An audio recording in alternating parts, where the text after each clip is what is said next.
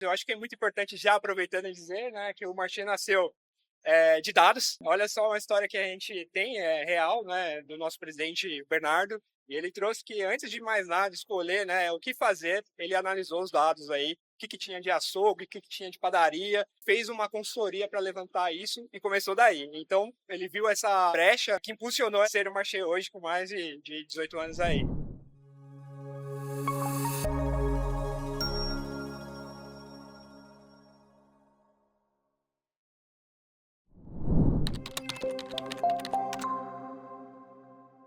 Eu acho que é muito importante, já aproveitando e dizer, né, que o Marché nasceu de dados. Olha só uma história que a gente tem, real, né, do nosso presidente Bernardo. E ele trouxe que, antes de mais nada, escolher, né, o que fazer, ele analisou os dados aí, o que tinha de açougue, o que tinha de padaria, fez uma consultoria para levantar isso e começou daí. Então, ele viu essa brecha que impulsionou a ser o Marché hoje com mais de 18 anos aí, né? Você já vem com um legado pesado aí para carregar, né? Então você é de inteligência de dados dentro do mercado que nasceu a partir da análise de dados. Sim, exatamente.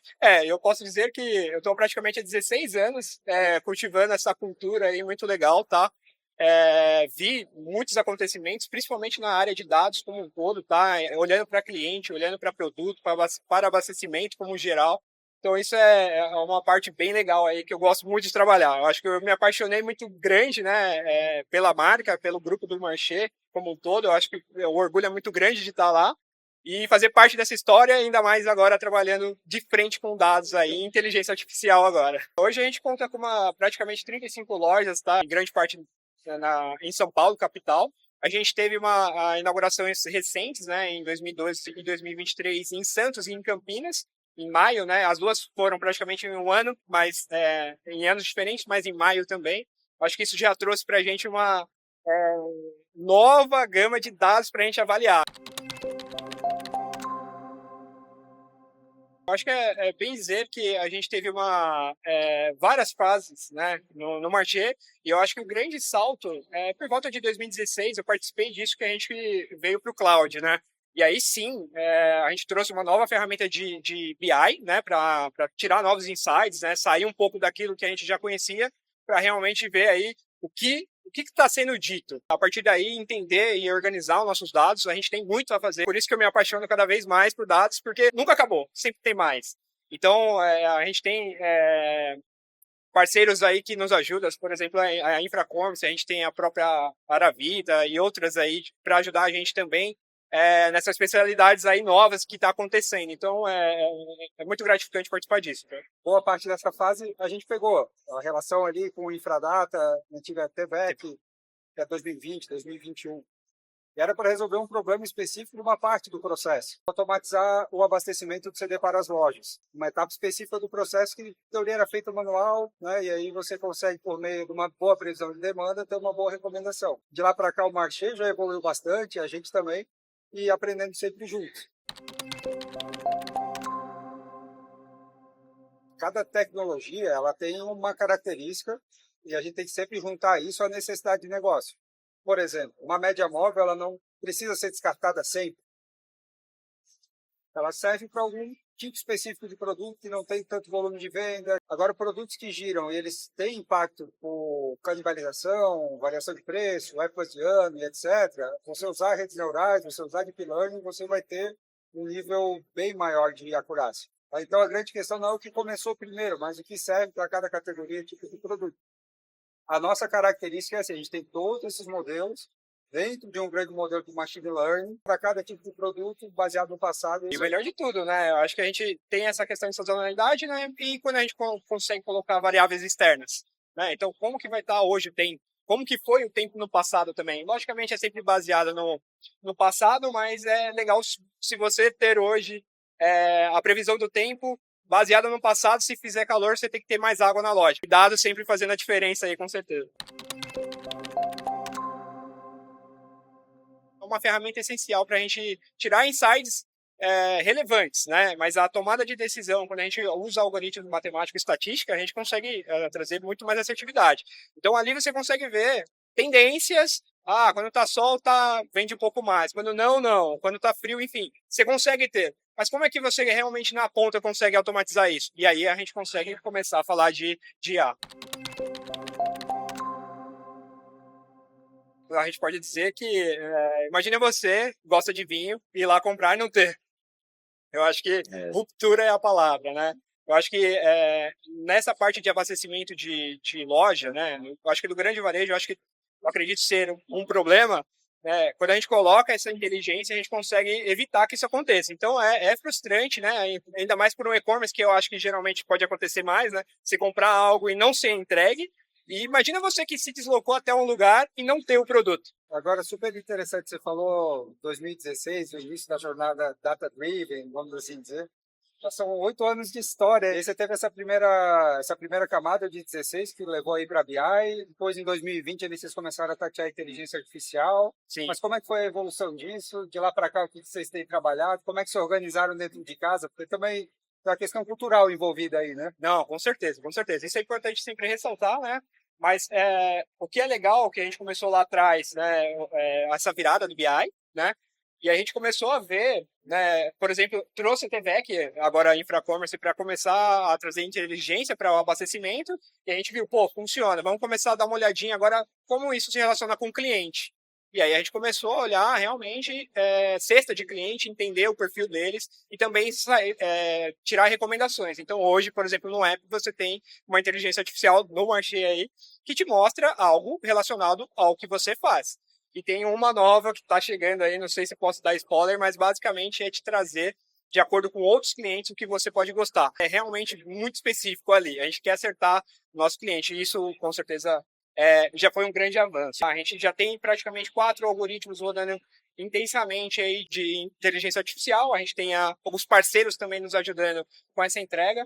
E aí tem sido bem, bem legal isso aí, né? Aí no final tem a questão, né? Pô, quanto custa e o quanto isso aí tá. Então eu acho que isso é um ponto importante para se balizar sempre, né?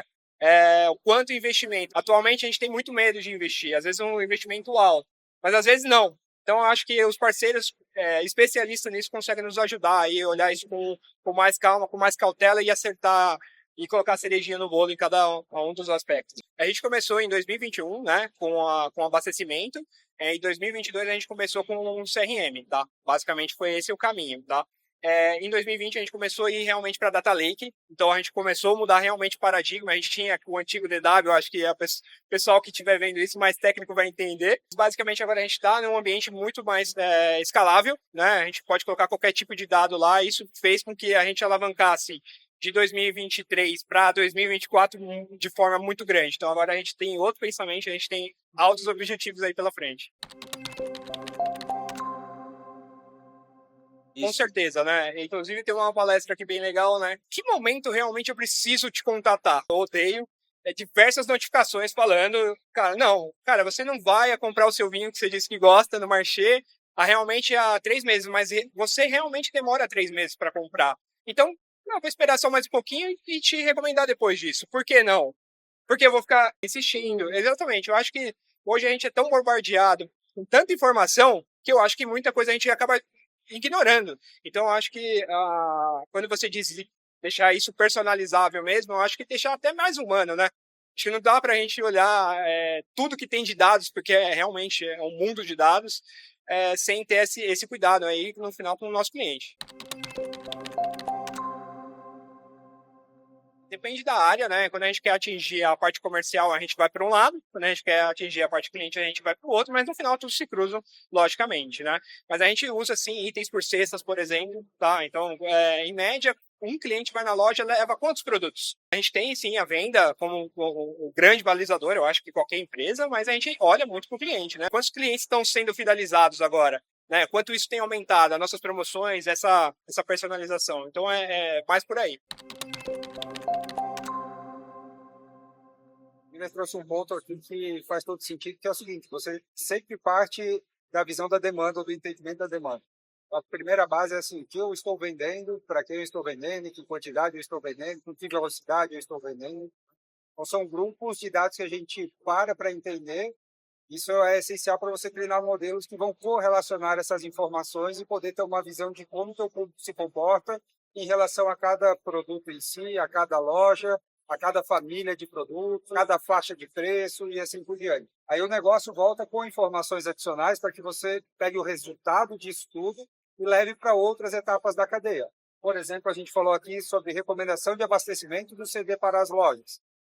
Então, você faz uma boa previsão de demanda nas lojas. A partir disso, você entende lead time, tempo de vida do produto e uma série de parâmetros logísticos, vamos assim dizer, para você recomendar a forma que o CD deve abastecer cada loja. Então, é um conjunto de dados coletados da venda, onde a gente entende a demanda, um conjunto de características que cada empresa tem no seu conjunto, a gente chama isso de parâmetros ou restrições logísticas, e a partir dali junta-se as duas informações para dar recomendação de abastecimento, recomendação de compra e assim por diante. Como parâmetro hoje, para você ter ideia, como a gente abastecia pela média móvel e como a gente está abastecendo agora. Então a gente consegue ver muito bem que a gente iria praticamente dobrar o que a gente envia para as lojas. E não necessariamente isso é necessário. Se a gente fazer de forma inteligente, a gente consegue reduzir tanto o trabalho operacional no CD. A Eliane, né, que pode melhor dizer, eu estou até falando coisas que é praticamente dela, mas ela deixa muito claro isso, essa diferença, né? E quando a gente olha a média móvel, a gente ia praticamente tratar os centros de distribuição com muito mais caixas, muito mais trabalho, e no final não está entregando tanta coisa. Então, se a gente entregar menos e garantir que não vai ter ruptura, que seu vinho vai estar lá no final, você realmente conseguiu fazer um bom trabalho.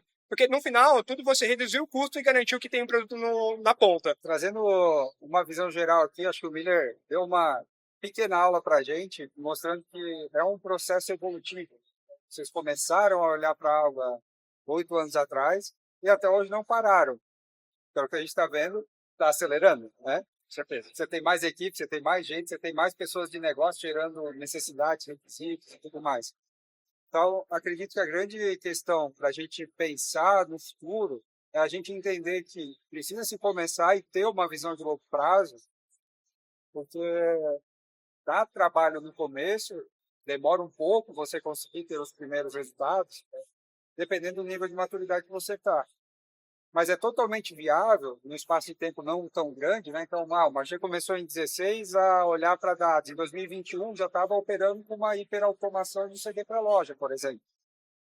Em 2022 já estava clusterizando o cliente, usando AI e uma série de coisas. Então, depois de uma determinada estrutura, você consegue acelerar nas entregas. E aí a grande questão, você vai saindo de um simples gerador e consumidor de informação para ter um processo hiperautomatizado. Então, você atende seu cliente melhor, você atende seu cliente de uma forma mais segmentada, você consegue atender aos requisitos ou às especificidades de cada um deles, sem que você tenha que usar aquele remédio ruim, né, de aumentar os níveis de estoque, né, ou ter um trabalho excessivo de ficar apagando incêndio e etc. Acho que a gente tem muito a evoluir, né? Sempre tem espaço, eu acho que na verdade. A gente já usa coletores com certeza para ajudar isso. Eu acho que de novo a Eli, né, a pessoa mais indicada para falar sobre isso também, mas ela já pensa em ter esteira, esse tipo de coisa para ajudar. Chega a um determinado nível que será a Amazon que você vê o robozinho pega, desce, leva. Será que é isso que a gente precisa para um varejo agora? Então acho que aí entra a questão de custo e benefício, né? Será que o custo vai valer o quanto a gente precisa agora? Então, aí eu acho que todas as empresas têm que sempre colocar na balança o que precisa naquele momento. Mas o que dá para deixar automático, automação, com certeza, tá? E hoje a gente já tem bastante coisa automatizada. Se a gente for olhar hoje, o que a gente gera, por exemplo, de previsão de demanda, recomendação de abastecimento, o fato é que é tão custoso para as empresas fazerem isso. No fim das contas, quando o humano deveria fazer o trabalho dele, que é analisar e pensar o que fazer com aquilo, o cara já está cansado e acaba não fazendo. Então, no fim das contas, o que a gente entrega hoje como uma recomendação de abastecimento, uma recomendação, uma previsão de venda, uma clusterização de cliente, você está fazendo uma parte que já não era bem feita.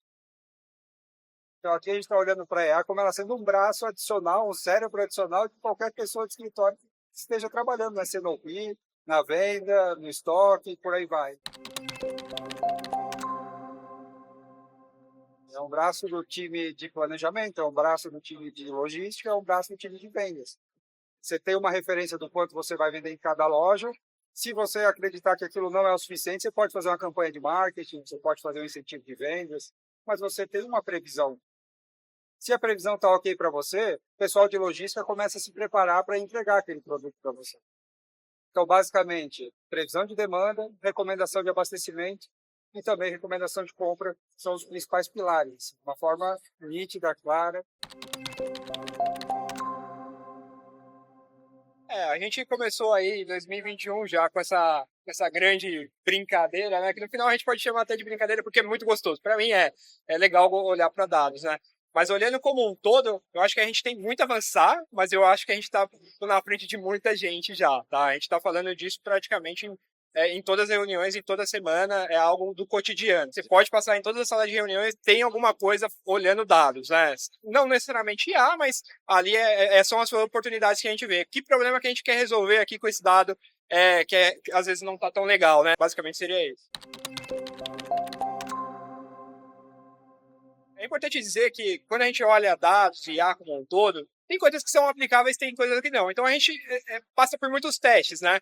Mas eu tive agora há pouco eu falei, cara, você sabe um problema que eu tenho? Eu vou numa loja, eu acho que não é assim, mas ele é bem distribuído. Mas às vezes você vai numa loja até de roupa, né? Onde que tá as bermudas, as jaquetas, né? Aí você acaba tendo que andar em tudo. Mas você já sabe o que você quer. Você quer ir para uma festa e você quer aquilo. E se a gente fazer algo que você entrou na loja e você já está imersivo a isso, ou um aplicativo ou algo do tipo que você consegue direcionar como se fosse um Waze, por exemplo, até o lugar. Cara, não sei se eu gastaria tempo de abrir isso, mas eu acho que é algo que me ajudaria, que eu acho que é um problema para mim.